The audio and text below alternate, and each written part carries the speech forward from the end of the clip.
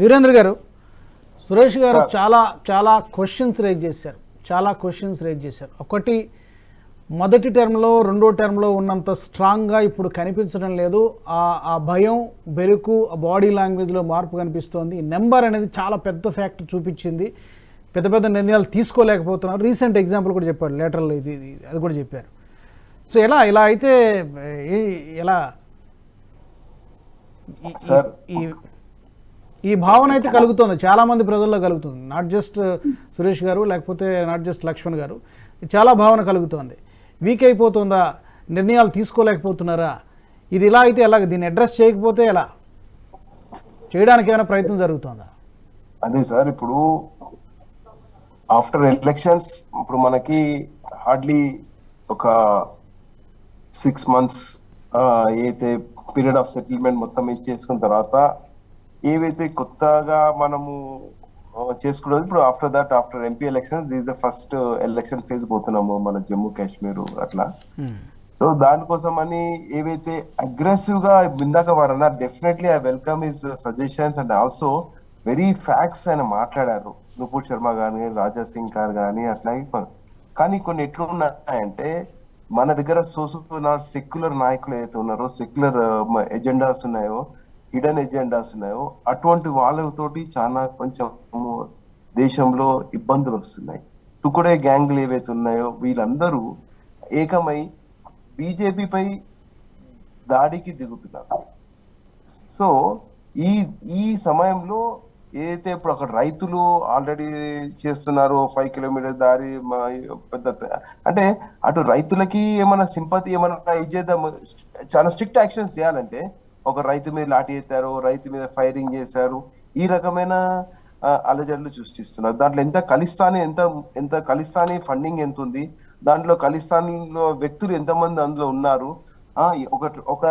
ఒక రైతు దగ్గర మెర్సిడీస్ బెంజులు, అట్లాగే హైటెక్ బుల్డోజర్స్ అవన్నీ తెచ్చుకొని ఏ విధంగా దాడి చేస్తున్నారు ప్రజలు చూస్తున్నారు.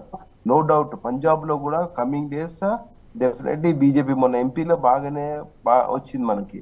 సో అట్లా నేను ఏమంటున్నానంటే, ఇప్పుడు జమ్మూ కాశ్మీర్ లో మేమేదో ఓడిపోతున్నాము, అక్కడ బలము లేదు, ఇలాంటి లేదు. మనము గ్రౌండ్ లెవెల్లో we are talking and with in ఒక డే, అంటే ఇప్పుడు September 18, 24 ఇట్లా ఏవైతే ఉన్నాయో dates for the elections, already 6 months నుంచి మన గ్రౌండ్ వర్క్ జరుగుతున్నది జమ్మూ కాశ్మీర్ లో.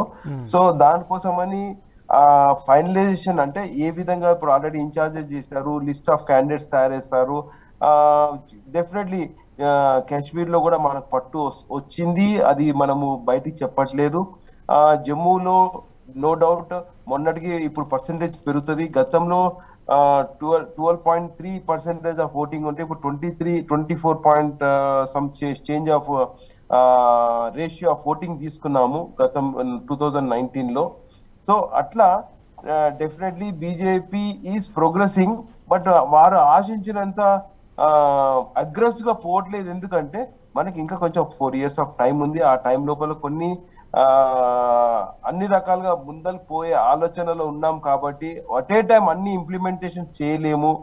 సో స్టెప్ బై స్టెప్ పోదాము. ఫస్ట్ టైం కి అగ్రెసివ్నెస్ కి ఇప్పటికి అంటే ఎందుకు చేయలేకపోతున్నాము అనేది అంటే కొన్ని ఇంటర్నేషనల్ ప్రెషర్స్ ఉన్నాయని కూడా వారే చెప్పారు, చెప్పక. సో దృష్టి పెట్టుకొని మనము అందరితో మిత్రత్వము చేసుకుంటున్నాము, శత్రుత్వం లేదు. ఇంటర్నల్ థ్రెట్స్ ఉన్నాయి. అంటే ఇప్పుడు రైతుది అనేది ఇంటర్నల్ థ్రెట్టే మనకి. ఇంటర్నల్ థ్రెట్స్ ఉన్నాయి, ఎక్స్టర్నల్ థ్రెట్స్ కూడా ఉన్నాయి. అయితే ఇంకోటి పిఎఫ్ఐ అని ఒకటి ఉంది, ఇటు కేరళలో థ్రెట్, పంజాబ్ లో రైతుల దాంతో చేసి ఢిల్లీ హర్యానా మధ్యలో ఒక థ్రెట్ తయారు చేశారు. రాజస్థాన్ లో జాట్ల ఇష్యూలే తీసుకొచ్చి అది కూడా ఇంటర్నల్ థ్రెట్టే. అది ఏంటంటే వేరే వాళ్ళ దాంట్లో ద్వారా ఇది చేస్తున్నారు. సో ఇప్పుడు ఈవెన్ ఇప్పుడు ఎస్సీ వర్గీకరణలో దాంట్లో కూడా కొంచెం మాల్ మసాలా కలుపుతున్నారు వీళ్ళు. సో ఈ రకమైన everywhere they want to pour some, ఏమంటారంటే ఒక ఫైర్ పుట్టే విధంగా వీళ్ళు అన్రెస్ట్ క్రియేట్ చేసే ప్రయత్నం చేస్తున్నారు. దానికంతా ఇన్వెస్టిగేషన్ జరుగుతుంది. కానీ ఏంటంటే ఒక్కటే ప్రజలందరూ హిందువులు కానీ ఎవరైనా దేశ భక్తులు కానీ ఒకటే ఆలోచించాలి, BJP so dedicated party for the interest of the development of the nation at the same time of safety of the citizens. Okay మీరు చూస్తున్నారు. ఇంకోటి రైల్వే యాక్సిడెంట్ మీకు చాలా క్లారిటీ ఇస్తున్నానండి. గవర్నమెంట్ అట్లాగే రైల్వే డిపార్ట్మెంట్ ని డీస్టెబిలైజ్ చేయడం కోసము ఇన్ని సంవత్సరాల నుంచి జరిగిన రైల్వే యాక్సిడెంట్స్ ఈ విధంగా రైల్వే పట్టాలు ఇప్పడం కానీ, రాళ్ళు పెట్టడం కానీ, డీరైల్ చేయడం కానీ దానికి ఒక పెద్ద మాఫియా పనిచేస్తుంది. సో ఇది మీకు ఈ అంటే టాపిక్ ఇప్పుడు వచ్చింది కాబట్టి నేను చెప్తున్నాను. దేశంలో ఏదో ఒక స్టెబిలిటీ లేకుండా అన్స్టేబుల్ చేసి ఒక రకమైన డైలీ ఒక రకమైన ఏదో జరుగుతుంది. రైల్వే సిస్టమ్ లో ప్రాబ్లమా, ఇక్కడ టెర్రరిజం ప్రాబ్లమా, లేదు నిన్న మొన్న వెస్ట్ బెంగాల్లో ఏ విధంగా అయితే మార్పు రాబోతుంది చూస్తున్నారు. ఇప్పుడు అదే చెప్తాను, వెస్ట్ బెంగాల్లో ఇప్పుడు ప్రజల్లో చైతన్యం వచ్చింది. మమతా బెనర్జీ ఆమె చేస్తున్న అరాచకాలు, ఆమె చేస్తున్న పవర్ ఉంచుకొని ఇప్పుడు ప్రజలను మోసం చేస్తుంది. అట్లాగే ఇప్పుడు జమ్మూ కాశ్మీర్ లో కూడా ఈ సో కాల్డ్ రీజనల్ పార్టీస్ ఇన్ని రోజులు కొన్ని వేల ఎకరాలు ఈ లీడర్లకి ఏ విధంగా వచ్చాయో అవన్నీ జప్తు చేసుకోవడం జరిగింది.